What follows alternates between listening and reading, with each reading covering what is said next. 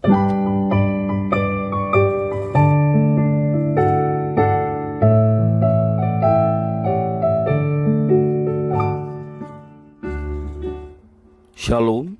devosi Kejadian 37 ayat 1-9, demikian firman Tuhan. Besaleel membuat tabut itu dari kayu penaga, 2,5 hasta panjangnya dan 1,5 hasta lebarnya dan 1,5 hasta tingginya. Disalutnyalah itu dengan emas murni dari dalam dan dari luar, dan dibuatnyalah bingkai emas sekelilingnya. Dituangnyalah 4 gelang emas untuk tabut itu pada keempat penjurunya, yaitu 2 gelang pada rusuknya yang satu dan 2 gelang pada rusuknya yang kedua. Dibuatnyalah kayu pengusung dari kayu penaga, dan disalutnyalah itu dengan emas. Dan dimasukannyalah kayu pengusung itu ke dalam gelang yang pada rusuk tabut itu, supaya tabut dapat diangkut. Dibuatnyalah tutup pendamaian dari emas murni, 2,5 hasta panjangnya dan 2,5 hasta lebarnya. Dibuatnyalah kedua kerup dari emas tempaan dibuatnya itu pada kedua ujung tutup pendamaian itu. 1 kerup pada ujung sebelah sini dan 1 kerup pada ujung sebelah sana. Seiras dengan tutup pendamaian itu dibuatnya kerup itu pada kedua ujungnya. Kerup-kerup itu mengembangkan kedua sayapnya ke atas. Sayap-sayapnya menudungi tutup pendamaian itu, dan mukanya menghadap kepada masing-masing. Kepada tutup pendamaian itulah menghadap muka kerup-kerup itu. Demikian firman Tuhan. Tabut perjanjian merupakan komponen utama dari kemah suci. Tabut dan tutup pendamaian berhiaskan kedua kerup emas yang melambangkan tahta Tuhan Allah. Dalam penataan kemah suci, ruang maha kudus berisikan tabut perjanjian yang menggambarkan istana yang mulia bagi Tuhan Allah. Ia duduk di atas tahtanya dari ruang maha kudus dan memerintah sebagai raja atas umat Israel. Tabut perjanjian itu akan menjadi tempat penyimpanan 2 loh batu. Kita semua tahu bahwa loh batu itu berisikan 10 firman Tuhan yang berguna untuk menata cara hidup umatnya. Perintah Tuhan Allah itu harus ditaati. Umat Israel tidak boleh menyimpang dengan dalih apapun dari firman yang diberikan kepada mereka.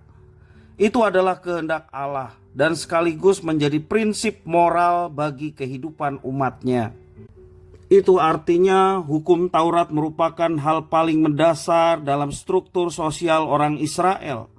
Sekali lagi, tabut perjanjian adalah istana dan tahta Tuhan Allah sebagai bukti kehadirannya di tengah-tengah kehidupan umatnya, bangsa Israel. Sekarang bangunan fisik kemah suci sudah tidak ada lagi. Hati kita sebagai umat Allah yang baru adalah istana dan tahta Tuhan Allah yang selalu diisi dengan sabda kebenarannya. Firman Tuhan yang menguasai hati kita membuat hati kita menjadi tenang, hilang rasa khawatir, hidup dalam keberserahan kepada Tuhan, dan penyerahan sepenuhnya kepada Tuhan mendatangkan sukacita dan damai sejahtera dalam setiap kehidupan kita. Hati kita harus selalu diperbaharui agar dapat hidup sesuai dengan kehendak Tuhan. Itu sebabnya kita harus rutin dan rajin membaca firman Tuhan. Seperti pada pagi hari ini, kita membaca firman Tuhan supaya hati kita dikuasai oleh firman Tuhan. Dan firman inilah yang nantinya akan menjaga hati kita untuk tetap bersih dan diperkenan di hadapan Tuhan. Seberapa seriuskah kita menjaga hati kita? Marilah kita dengan sungguh-sungguh menjaga hati kita dengan firman Tuhan. Firman menjaganya dengan cara kita membaca, kita merenungkan, serta lebih dari semua itu kita dapat menerapkannya dalam hidup kita. Sehingga hati kita terus terjaga dan hati kita tenang, hati kita penuh dengan damai sejahtera dan sukacita. Maka itulah kehidupan yang sesungguhnya, dan itu akan dialami oleh umatnya. Mari kita dengan serius ketika kita membaca merenungkan firman Tuhan serta menerapkannya dalam hidup kita. Antusias ketika ada pertemuan-pertemuan, ada persekutuan-persekutuan yang di dalamnya ada pembacaan dan perenungan firman Tuhan. Dengan sungguh-sungguh kita memasang telinga dan hati kita untuk firman Tuhan. Juga ketika setiap hari kita bersaat teduh membaca firman Tuhan dan juga berdoa kepada Tuhan. Dari situlah kita boleh mendapatkan kekuatan baru setiap harinya.